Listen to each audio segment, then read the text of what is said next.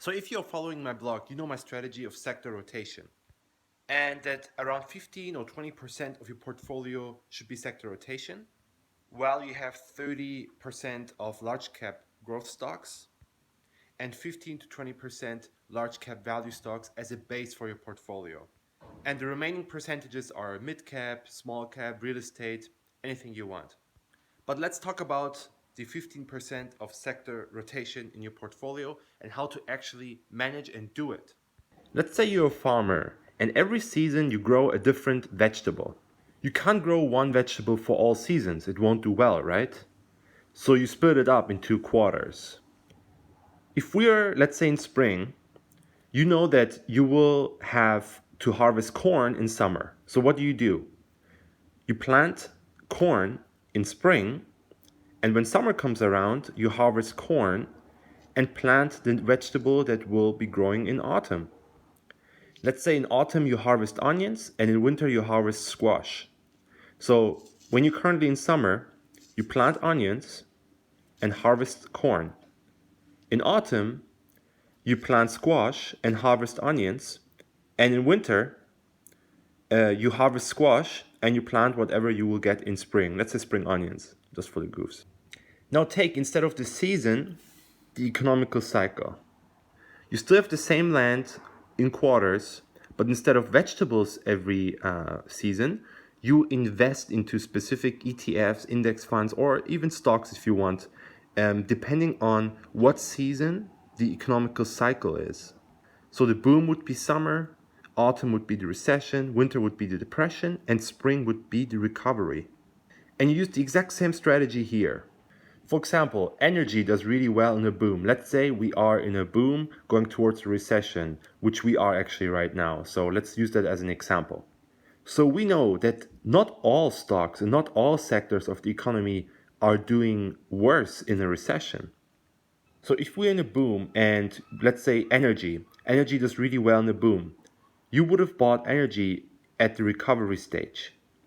While you harvest your energy sector stocks or ETFs or index funds, you are already buying things that prepare you for the recession, for example, healthcare or consumer staples. When the recession comes around and we enter a depression, you know when we go out of the depression and come back to a recovery, tech does really well. So while you harvest your investments you did 2 years ago or 3 years ago in the boom, all your healthcare stocks and your um, consumer staples and utilities, you already buy, while you harvested, you already buy the stocks, ETFs, and index funds in tech because you know in the recovery, tech will do really well until the boom. And while everyone is just waking up and buying everything when it goes up, you are already in the game. And then let's go to the strategy. So you don't have to buy everything here and then sell everything here.